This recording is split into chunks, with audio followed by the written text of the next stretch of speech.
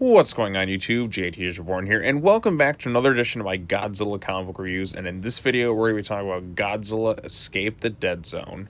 This is another chapter in the Kai-Sei Era. This is the spin-off series, and as you can see right there on the cover there, Baragon is going to be making an appearance in this thing. This one's written by Ethan Parker and Griffin Sheridan, with artwork by Pablo Tunica, letters and design by Nathan Whittick, and editor Jake Williams. So I think I made it pretty clear, I think, through the several videos I've done on the Kai-Sei Era comic books, that Escape the Deadzone's been my favorite so far. I think the character work is the most interesting. I think the world of the Deadzone is fascinating, and even with Godzilla not around, it's also R-rated in a way. Like, there's a lot of F-bombs and people swearing, and each issue gives me something kind of new and interesting to kind of explore with the mutants and everything too. So it's, like I said, it's been a pretty fun little exciting thing. It's the one that's grown on me. We got a half man, half kaiju right there with the Wanderer.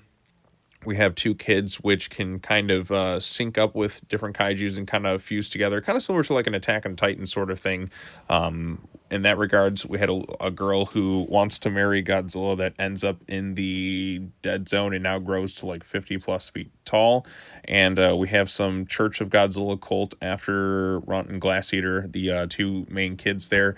And then we also have this issue going to this town with this weird, bizarre mayor, and they want to kind of like have their little gladiator arena for entertainment going on. So Sherry's there. She's there with Runt. There's this guy named Hugh who has like three eyes.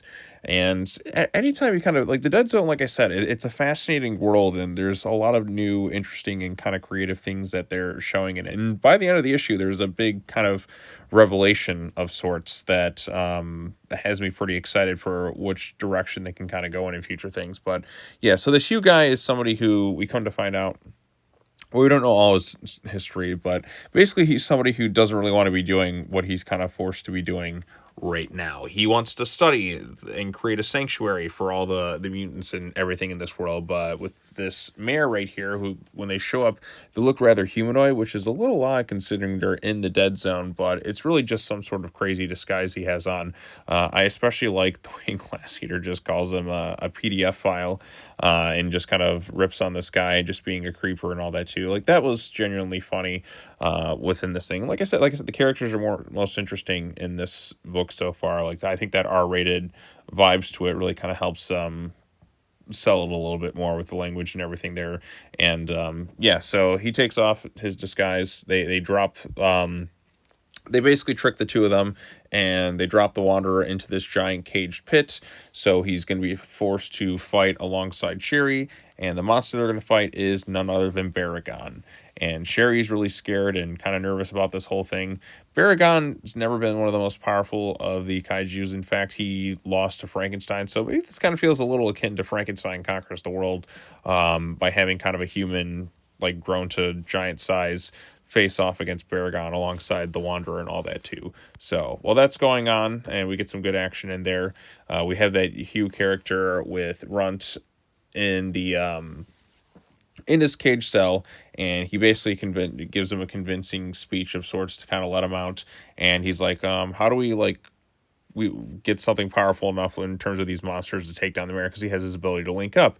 But Hugh kind of lets him know that, it's funny you should mention Godzilla, because we have some means to bring in the king of the monsters, and it's none other than Little Godzilla, or Baby Godzilla, or Minya.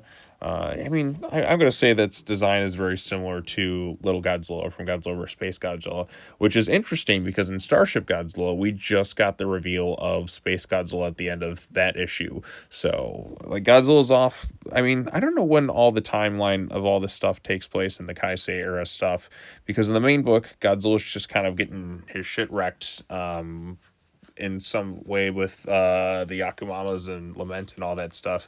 But in here, like, he was also in the dead zone. So I don't know where the timing of it all kind of takes place. I think maybe this is before or kind of during simultaneously in some ways, but having Little Godzilla there at the end with his eyes and all that, and he's got his mouth kind of covered up, I think that's pretty cool. So yeah, we're gonna get the return of Deadzilla, and Deadzilla is a plus. And plus, we haven't seen Godzilla as a parent in the Kai-Sei Era stuff yet, so that'll be interesting to see that unfold, and seeing, baby Godzilla or Minya or Well, it's not really Minya. That's more of a little Godzilla look from Godzilla vs. Space Godzilla. Seeing that design kind of employed here was pretty cool too.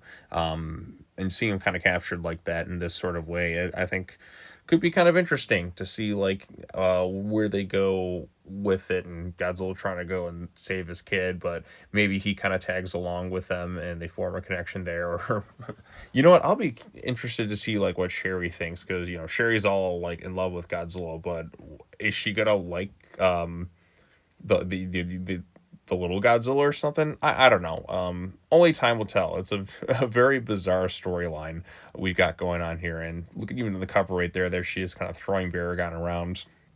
So, but yeah, Godzilla Escape the Dead Zone. I think that's the best. It's definitely easily the best book of the Kai-Sei Era tie-in stuff. I think it's got the most interesting world that it occupies. Even Starship Godzilla, as we're going through the cosmos, like I mean, since we have the Dead Zone and all that too, we're already kind of getting similar stuff with the interesting worlds and all that.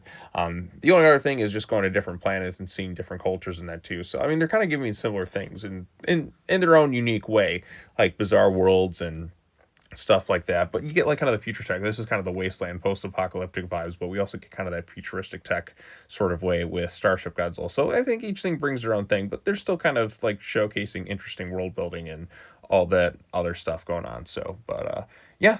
All right. Well, I think that's all I have to say about this particular comic book. Definitely check this one out. I think it's the best of the Kai-Sei Era books they got going on at IDW right now. It's the one I most look forward to reading when the issues drop, and yeah, I'm excited for the next issue. I think this is a really solid series. But anyways, that's all I really have to say about this particular issue.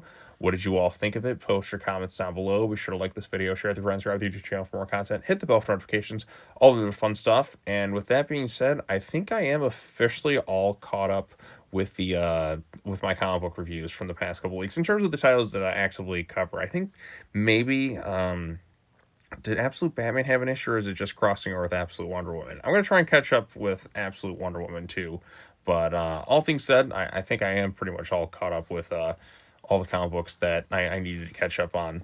So, yeah, finally. It took me a few weeks of backlogging issues and everything, but I don't expect myself to kind of fall this far behind again anytime soon. And plus, like I said, it gives me something to talk about to start the year. So, there's plenty of videos in that. So, yeah.